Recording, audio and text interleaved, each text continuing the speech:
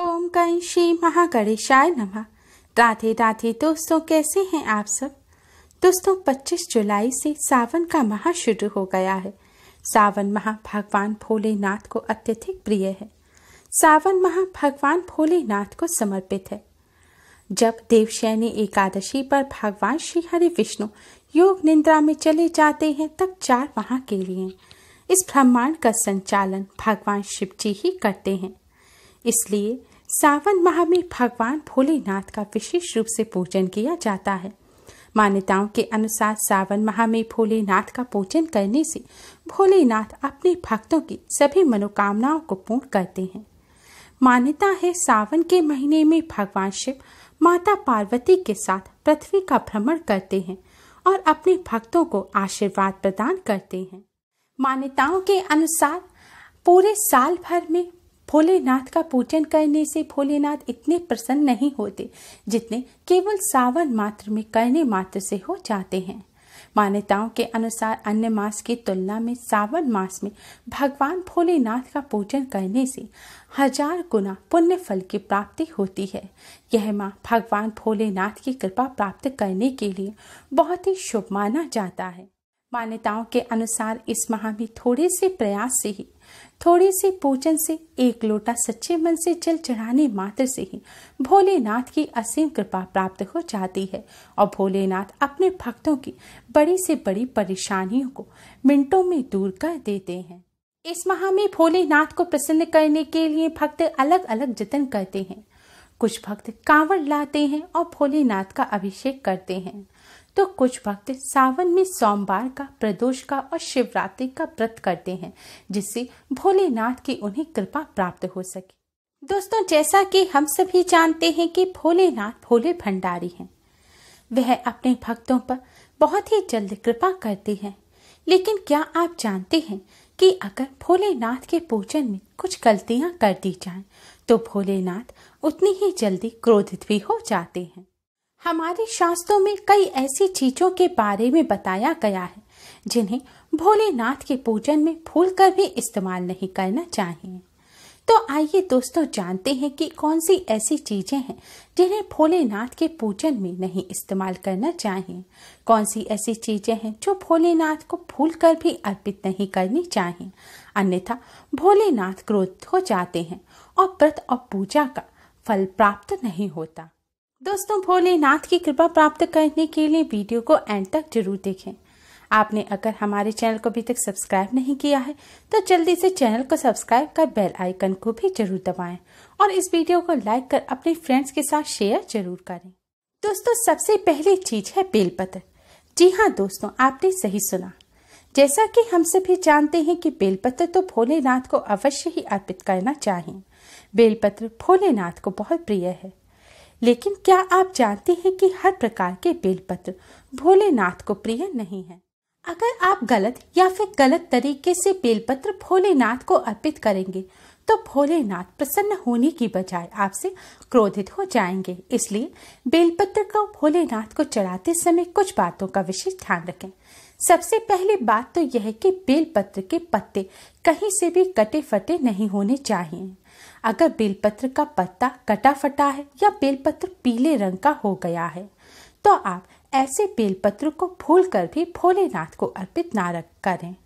दूसरी बात, बेलपत्र हमेशा वही भोलेनाथ को अर्पित किया जाता है जो एक डंडे में 3 पत्ते लगे हुए होते हैं। कई बार देखा जाता है कि बेलपत्र 3 जुड़े हुए ना मिले तो लोग एक बेलपत्र का पत्ता ही भोलेनाथ को अर्पित कर देते हैं, या एक्स्ट्रा टूट जाए तो उसको भोलेनाथ को अर्पित कर देते हैं। ऐसा भूलकर भी नहीं करना चाहिए। एक बेलपत्र का पत्ता आप भोलेनाथ को भूलकर भी अर्पित ना करें क्योंकि वह अपूर्ण होता है और अगर पूजन में आप अपूर्ण चीज चढ़ाएंगे भोलेनाथ को तो आपके पूजन का फल भी अपूर्ण रहेगा, यानी कि आपका पूजन पूर्ण नहीं माना जाएगा और आपको पूजन का पूर्ण फल भी प्राप्त नहीं होगा। इसलिए सदैव एक डंडे में जो 3 बेलपत्र जुड़े हुए हों वही बेलपत्र आप भोलेनाथ को अर्पित करें। बेलपत्र चढ़ाते समय आप उसकी उचित दिशा का ध्यान रखें। शिवलिंग पर बेलपत्र चढ़ाते समय पत्र की चिकनी सतह को आप शिवलिंग पर चढ़ाएं और जो डंडियों की तरफ है वह ऊपर की तरफ होनी चाहिए। बेलपत्र चढ़ाने से पहले आप बेलपत्र को जल से शुद्ध कर लें, उसके बाद ही भोलेनाथ को अर्पित करें। अधिकतर सावन के सोमवार या फिर शिवरात्रि के दिन ही भोलेनाथ को बेलपत्र अर्पित किया जाता है, लेकिन इस बात का विशेष ध्यान रखें कि सावन के सोमवार और किसी भी सोमवार या फिर शिवरात्रि के दिन बेलपत्र नहीं तोड़ना चाहिए। ऐसा करने से दोष लगता है, इसलिए पूजा से एक दिन पहले ही आप बेलपत्र तोड़कर रख लें। बेलपत्र कभी भी बासी नहीं माना जाता, इसलिए आप उसे धोकर भोलेनाथ को अर्पित कर सकते हैं। शिवलिंग पर बेलपत्र चढ़ाते समय हमेशा अनामिका उंगली, अंगूठा और मध्यमा उंगली की मदद से ही आप बेलपत्र भोलेनाथ को अर्पित करें। शिवलिंग पर बेलपत्र अर्पण करने के साथ ही आप जल की धारा जरूर चढ़ाएं, यानी कि पहले शिव जी का जलाभिषेक करने के पश्चात जब आप बेलपत्र चढ़ा दें, तब आप थोड़ा सा जल बेलपत्र चढ़ाने के बाद शिवलिंग पर अवश्य ही चढ़ाएं। दोस्तों, दूसरी चीज है दूध।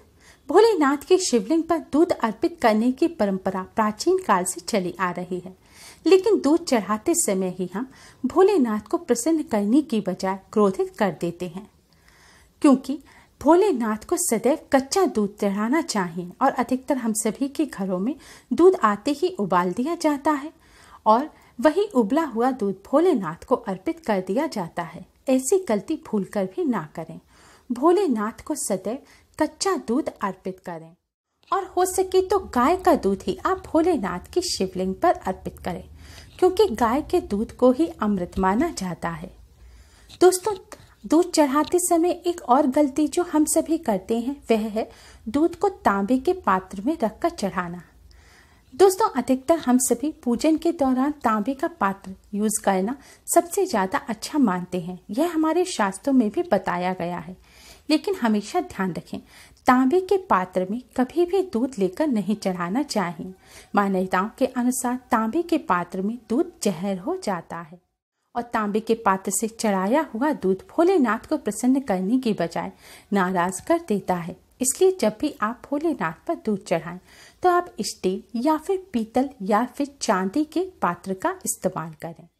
अगर प्योर दूध आप पूरा ना चढ़ा सकें तो आप जल में इतना दूध मिलाएं कि जल सफेद रंग का हो जाए, लेकिन ध्यान रखें दूध कच्चा ही होना चाहिए। दोस्तों, हमारे यहाँ सभी पूजन में हल्दी, कुमकुम और चावल का इस्तेमाल किया जाता है। हम सभी के पूजा का जो बॉक्स या टोकरी होती है उसमें चावल, कुमकुम और हल्दी अवश्य ही रखी होती है, लेकिन ये आपको विशेष ध्यान रखना चाहिए कि भोलेनाथ की शिवलिंग पर कभी भी चावल, कुमकुम या फिर हल्दी ना चढ़ाएं। भोलेनाथ की जो शिवलिंग होती है वह भोलेनाथ का बैरागी रूप है और हल्दी, कुमकुम सौभाग्य के प्रतीक होते हैं। इसलिए भोलेनाथ की शिवलिंग पर कभी भी हल्दी, कुमकुम नहीं चढ़ाने चाहिए। और चावल तो चढ़ा सकते हैं, लेकिन चावल चढ़ाते समय भी इस बात का विशेष ध्यान रखें कि चावल टूटे हुए नहीं होने चाहिए। चावल हमेशा साबुत जो चावल का दाना हो, जिसे अक्षत कहा जाता है, उसी को पवित्र माना जाता है। ऐसे चावल ही आप भोलेनाथ की शिवलिंग पर चढ़ा सकते हैं। अगर आप भोलेनाथ की प्रतिमा का पूजन कर रहे हैं, तस्वीर है, मूर्ति है, भगवान शिव जी का परिवार है, तो आप भोलेनाथ को हल्दी, कुमकुम से तिलक कर सकते हैं। हल्दी, कुमकुम केवल शिवलिंग पर नहीं चढ़ाई जाती, क्योंकि वह भोलेनाथ का बैरागी रूप है। तस्वीर और प्रतिमा पर आप हल्दी, कुमकुम चढ़ा सकते हैं। क्योंकि भोलेनाथ का शिवलिंग बैरागी रूप है, इसीलिए शिवलिंग पर कभी भी लाल रंग के पुष्प वगैरह भी नहीं चढ़ाने चाहिए। कोई भी ऐसी चीज जो सौभाग्य के प्रतीक होती है वह भोलेनाथ की शिवलिंग पर फूल कर भी अर्पित ना करें।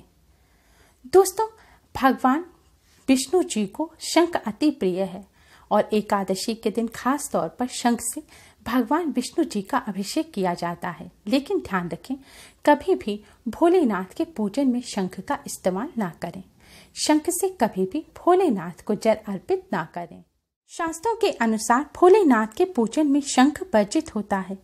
इसके साथ ही भोलेनाथ को कभी भी नारियल का पानी भी नहीं चढ़ाना चाहिए। भोलेनाथ को आप नारियल अर्पित कर सकते हैं, सूखा नारियल या फिर हरा नारियल भी अर्पित कर सकते हैं, लेकिन नारियल का जो पानी होता है वह कभी भी भोलेनाथ की शिवलिंग पर ना चढ़ाएं। शंख की तरह ही तुलसी जी भी भगवान श्री हरि विष्णु को अत्यधिक प्रिय हैं। तुलसी के पत्ते के बिना भगवान विष्णु का पूजन अधूरा होता है। लेकिन शास्त्रों के अनुसार भगवान शिव जी का पूजन करते समय आप भूलकर भी तुलसी का पत्ता ना रखें। भगवान शिव जी को कभी भी तुलसी का पत्ता ना चढ़ाएं। अगर आप ऐसा करते हैं तो आपको पूजा का फल प्राप्त नहीं होगा और भोलेनाथ आपसे नाराज हो जाएंगे। इसलिए भोलेनाथ का पूजन करते समय कभी भी तुलसी का पत्ता ना रखें। अगर आप भोलेनाथ के साथ भगवान विष्णु जी को भी भोग लगा रहे हैं तो दोनों को अलग अलग पात्र में भोग रखकर आप भोग अर्पित करें। भगवान विष्णु जी का पात्र जो है उसमें आप तुलसी का पत्ता अवश्य रखें, लेकिन जो शिव जी का पात्र है उसमें आप तुलसी का पत्ता भूलकर भी ना रखें, वरना शिव जी आपसे क्रोधित हो जाएंगे। दोस्तों, अगली चीज है केतकी का पुष्प। भोलेनाथ के पूजन में कभी भी केतकी का पुष्प इस्तेमाल नहीं करना चाहिए। भोलेनाथ ने केतकी के पुष्प को शाप दिया है और कहा है कि जो कोई भी मुझे केतकी का पुष्प अर्पित करेगा मैं उसके पूजन को कभी भी स्वीकार नहीं करूंगा। इसलिए सदैव ध्यान रखें, भोलेनाथ के पूजन में केतकी के पुष्प का इस्तेमाल भी ना करें। इसके साथ ही कन्याएं इस बात का विशेष ध्यान रखें कि वह भोलेनाथ की शिवलिंग का स्पर्श ना करें। आप भोलेनाथ की प्रतिमा या तस्वीर का स्पर्श कर सकते हैं, लेकिन कभी भी शिवलिंग का स्पर्श ना करें, क्योंकि वह भोलेनाथ का बैरागी रूप है और जो कन्या भोलेनाथ की शिवलिंग का स्पर्श करती हैं, माँ पार्वती उनसे नाराज हो जाती है। दोस्तों, भोलेनाथ की कृपा प्राप्त करने के लिए इन सभी बातों का विशेष ध्यान रखें और भोलेनाथ के पूजन में यह गलती भूलकर भी ना करें, जिससे भोलेनाथ की कृपा सदैव आप पर बनी रहे। भगवान भोलेनाथ आपकी सभी मनोकामनाएं पूर्ण करें। दोस्तों, कमेंट बॉक्स में जय शिव शंकर, जय भोलेनाथ, ओम नमः शिवाय जरूर लिखें। उम्मीद है आपको हमारी ये वीडियो पसंद आई होगी। प्लीज लाइक कर अपने फ्रेंड्स के साथ शेयर जरूर करें और भी यूजफुल वीडियोस के लिए हमारे चैनल को सब्सक्राइब कर बेल आइकन को भी जरूर दबाएं। Thanks for watching. Radhe Radhe, जय शिव शंकर।